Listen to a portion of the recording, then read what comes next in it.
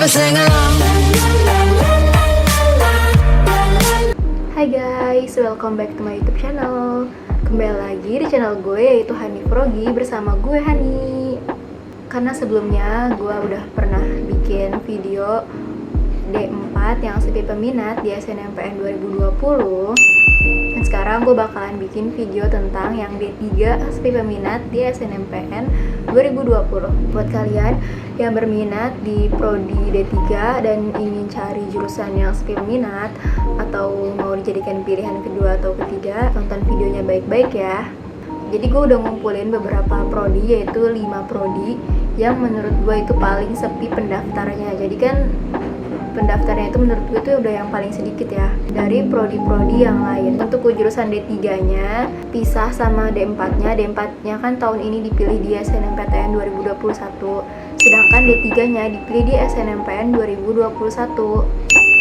Jadi langsung aja gue bakalan kasih tahu ada prodi apa aja sih yang sepi peminat di Politeknik Negeri Jakarta. Tapi balik lagi ke diri kalian masing-masing, kalian itu minat atau enggak pada prodi tersebut. Jangan sampai kalau udah dipilih nanti dapet malah nggak suka sama prodi tersebut. Oke, jadi gue sudah ngumpulin data-data yang udah ada data-data yang udah gue kumpulin di HP gue dari data-data yang menurut gue itu paling sedikit ya di D3 SNMPTN 2020. Yang lebih ya biasanya tiap tahun tuh pasti yang jurusan sepi minat ya itu aja. Karena yang pertama ada elektronika industri dengan pendaftar 144 orang dan yang diterima 34. Teknik elektronika industri ini masuknya ke jurusan teknik elektro. Di teknik elektronika industri ini adalah cabang dari teknik elektro yang mempelajari tentang memanfaatkan komponen listrik nonlinear dan aktif untuk merancang sirkuit elektronika, mempelajari tentang elektronika digital, elektronika komputer, yang lulusannya itu bakalan punya kesempatan luas untuk bekerja di semua sektor industri.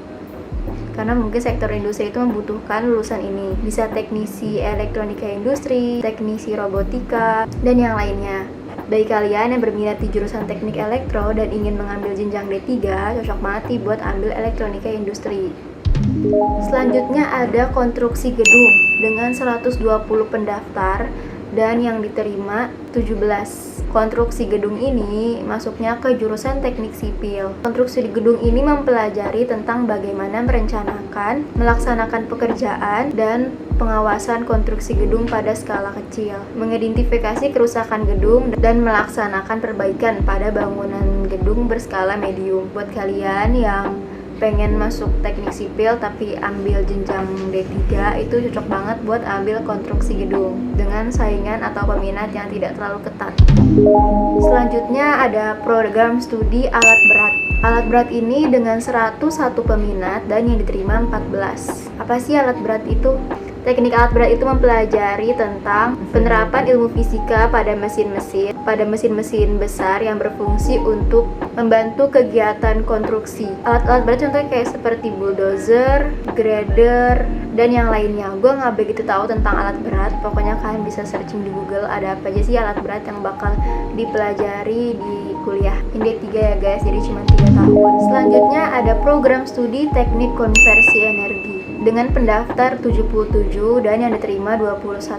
Teknik konversi energi ini memadukan bidang ilmu teknik, mekanik, dan listrik, mempersiapkan sumber daya manusia yang profesional dan kompeten pada bidang energi, yang mensinergikan aspek konversi dan konservasi energi. Teknik konversi energi ini masuknya ke jurusan teknik mesin. Selanjutnya ada teknik grafika. Nah, teknik grafika ini masuknya ke jurusan teknik grafika dan penerbitan dengan pendaftar 38 dan yang diterima 19 orang. Ini udah yang paling sedikit dari prodi D3 yang lain ya. Pokoknya di sini mahasiswanya itu belajar tentang proses cetak menggunakan mesin-mesin cetak digital. Tapi ada juga untuk pelajaran dasarnya itu ada fisika, kimia, matematika, terapan, dan statistika.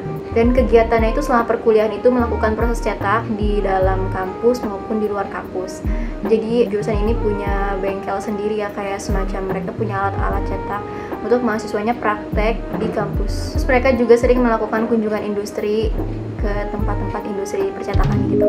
Oke, berikut adalah prodi yang sepi peminat di SNMPTN 2020. Jangan lupa untuk tetap pilih jurusan yang kalian minati. Jangan sampai salah untuk pilih jurusan. Mohon maaf kalau misalkan gue ada kesalahan atau misalkan kalian mau koreksi, bisa komen di bawah. Sampai jumpa, jangan lupa nonton video gue yang lain ya. Sampai jumpa, dadah.